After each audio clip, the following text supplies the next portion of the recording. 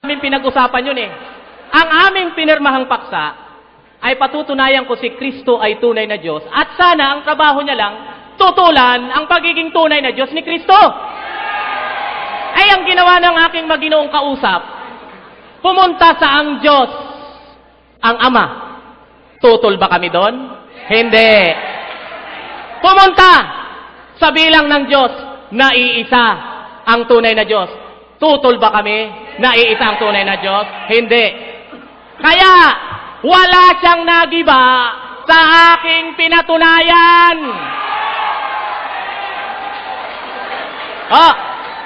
Ang tawag po doon, alam kong alam po ito ni Kadyo Ventilasyon, argumentum non sequitur. Okay? Parang pinalalabas niya lagi. Pinipresume niya na, na hindi yon ang aming paniniwala. So lahat pinipresume niya, parang sinasabi niya, hindi namin pinaniniwalaan na ang Diyos ay Ama o ang Ama ay Diyos. Okay? Dapat, tutulan niya ang aking pinatutunayan na si Kristo ay tunay na Diyos. Ang totoo ang ginawa niya, kinontra niya lang yung mga talata ko patungkol sa pagiging manlilikha ni Kristo. Pero hindi niya natutulan yung mga talatang ginamit ko patungkol sa sinabi na si Kristo ay manlilikha.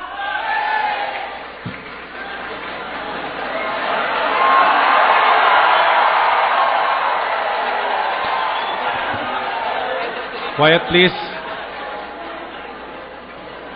Pinipresume niya lagi.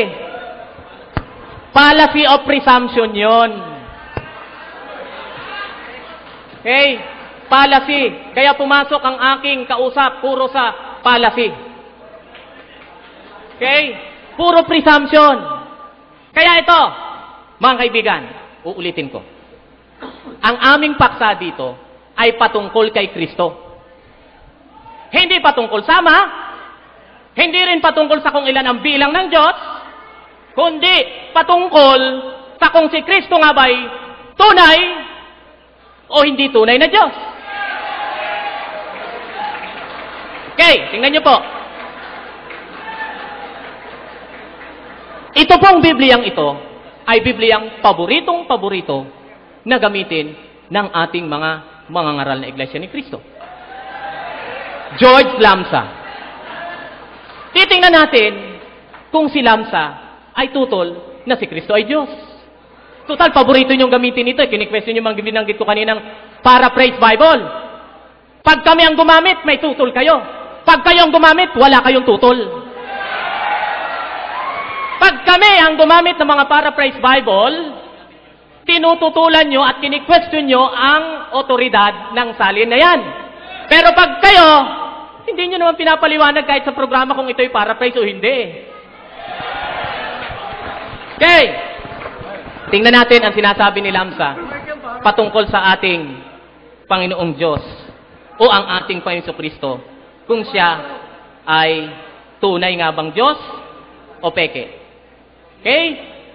Kung titingnan natin, dito po sa Juan 1:1. Tingnan niyo po. The Word was in the beginning. And that very Word was with God. And God was that Word. Tingnan niyo po. Pati pala itong paborito niyong salin, kumakampi patungkol sa temang ito sa amin. Ngayon, ang sabi ni Kadyo Ventilasyon kanina, may tinatago ako. Yung tungkol sa Hebreo 1:8 na meron yung isa pang salin. Actually, Kadyo hindi lang dalawa ang posibleng salin nun, kundi 3 Alam kong alam mo yan.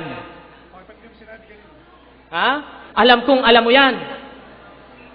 Dala ko yung Greek Grammar Beyond Basic na ginagamit nyo rin sa inyong programa.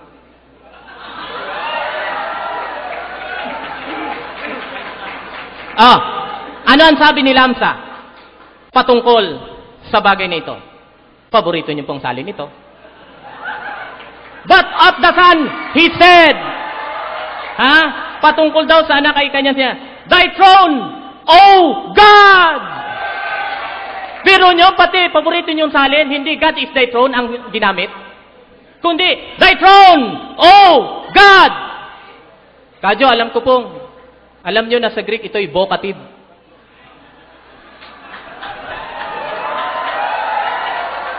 Vocative. Thy throne, O God. So wala po akong itinatago. Porke ba hindi ko binanggit, ibig sabihin, itinatago ko na? Ha? At saka kung sasabihin nyo, yun lang binasa mo kasi pabor. Kayo rin naman po, ganun ang ginagawa nyo Pag kami ang gumagawa, na binabasa namin yung mga saling pabor sa amin, parang masama ang loob nyo. Dapat patas lang. Dapat patas lang. Okay.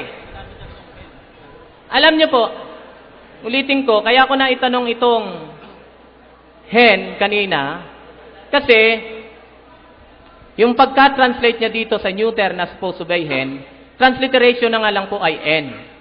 Alam niyo po ba sa Greek, pag itong n, sa halip na ito'y 1, kung talagang yung n, eto naman sana, wala po kasi kaming kasing high-tech ng kanyang presentation Pero mas maganda sana kung nakikita ito Okay? Ito po ang pagkasabi kasi ginamit niya One Lord, Skorios. One faith, Mea Pestes. In Baptisma. Alam niyo kung ita-translate ito talaga sa word for word na pagkasalin dahil mukhang ayaw niya po ng paraphrase. Magiging ganito po ito. One Lord, one faith, in baptism, hindi one. Ito po, kanya po ito.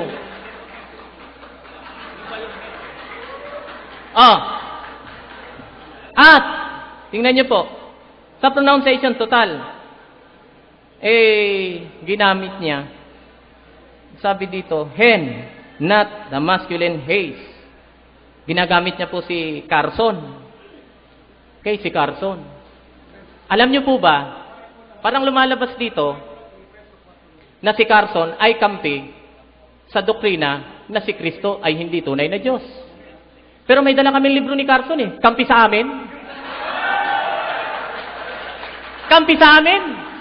Pakilabas nga yung libro na yan, The Fallacy of Exegetical Fallacy na libro po mismo ni Carson. Nandito, kampi pala si Carson sa amin pagdating sa bagay na yan. Ito po, Exegetical Fallacies. D.A. Carson. Kampi po sa amin. Babasahin namin kung bakit naging kampi sa amin, Tingnan nyo po, para makita natin. Yan nyo po. Nasay dito. Kasi nakita ko po yung article ni Kadyo Ay dito. Some of these are poised to surface when we consider the Arian efforts to link John 10:30. Ito po yung article niya about John 10:30. I and the Father are one, NIV, and John 17:20-23. Alam nyo, yun po ang ginawa talaga ni Kadyo Pinaglink ang John 10:30 sa John 17:21 and 23. And sabi ni Carson, exegetical fallacy yun.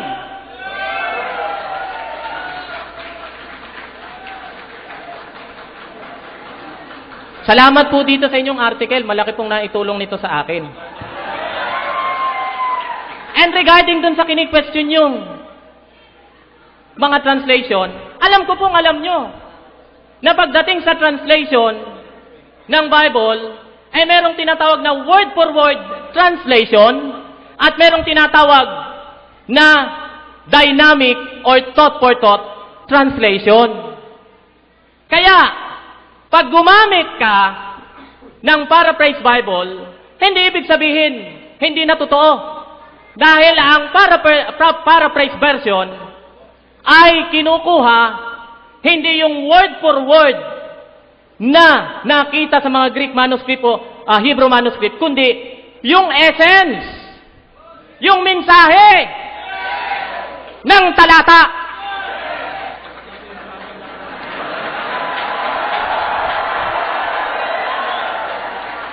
Eto po.